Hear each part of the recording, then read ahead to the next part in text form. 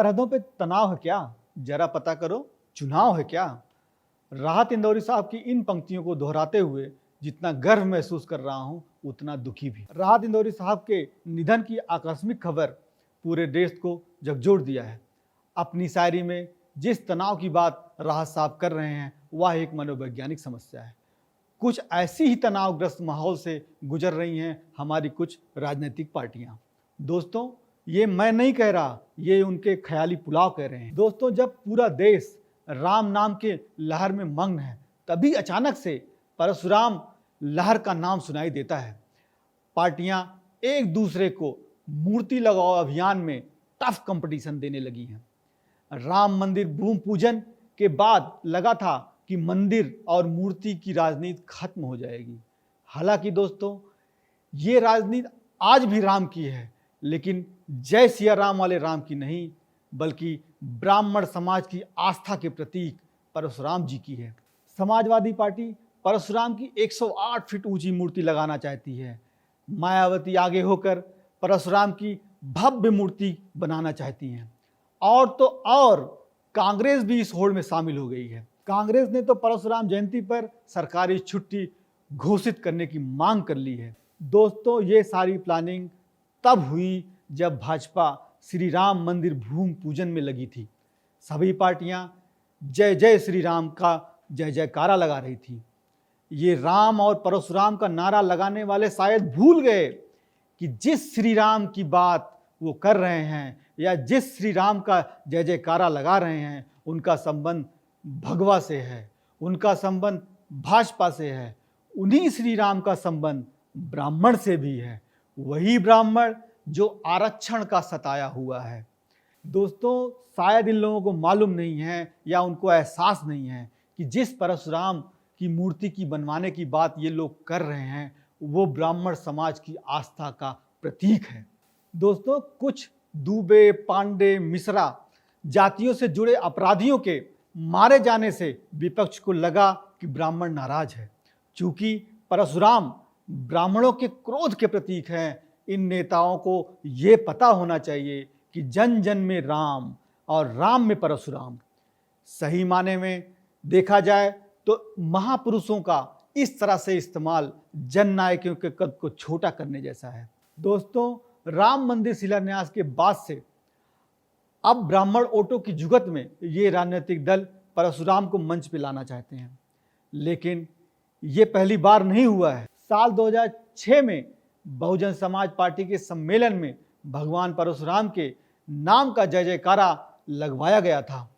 यही वक्त था जब बसपा के साथ तिलक तराजू और तलवार, इनको मारो जूते चार जैसे नारों की बुदाई हो रही थी।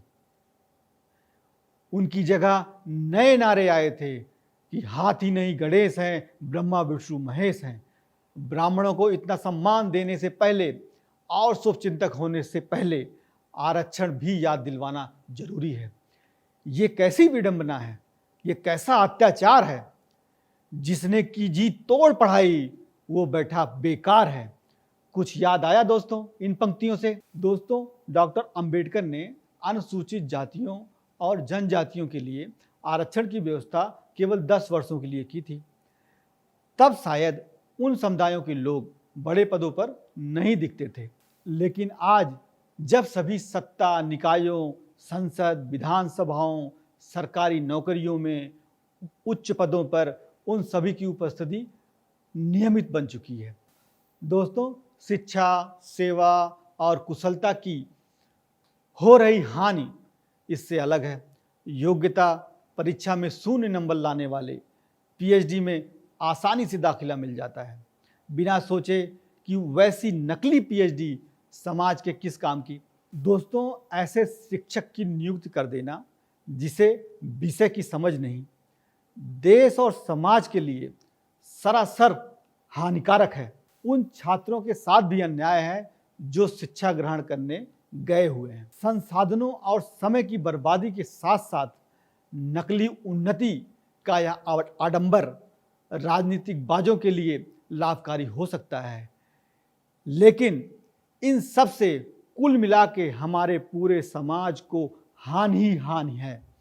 निसंदेह या डॉक्टर अंबेडकर का सपना नहीं था। आरक्षण की मांग कैंसर की तरह हमारे समाज में एक समुदाय से दूसरे समुदाय में आगे बढ़ती जा रही है।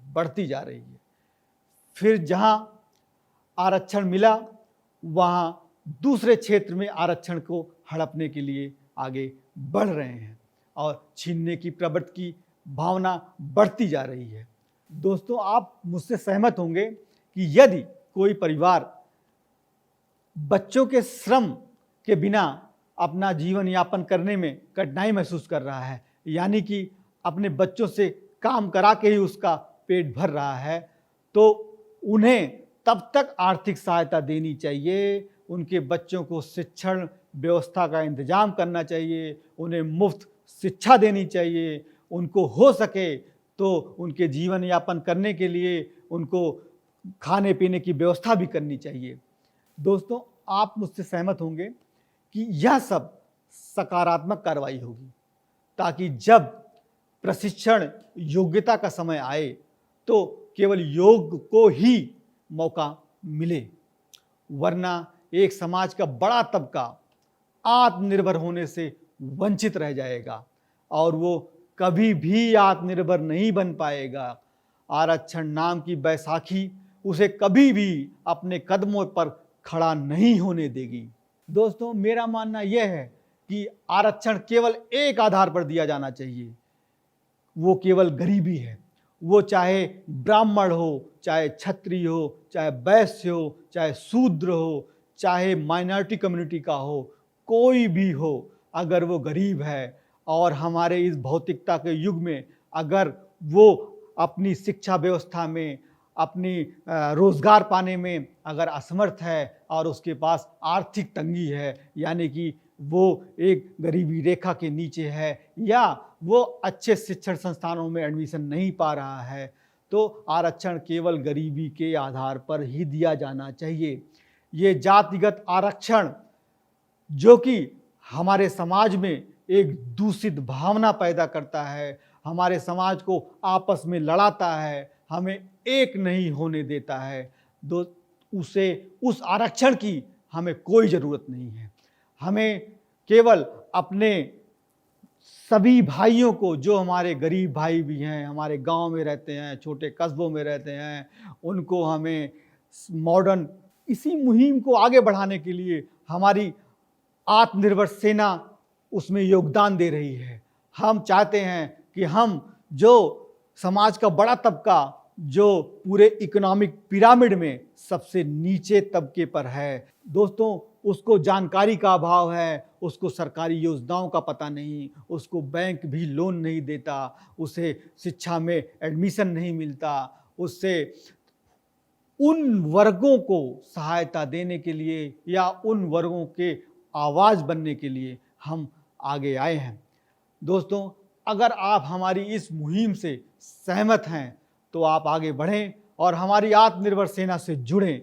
दोस्तों, हम देश में एक क्रांति लाएंगे जिससे कि हम समाज के हर तबके को आत्मनिर्भर बनाने में योगदान देंगे। दोस्तों, मैं मनीष मिश्रा आत्मनिर्भर सेना से आपको अपनी सेना में जुड़ने के लिए आमंत्रित करता हूं। आइए और एक बदलाव का हिस्सा बनिए।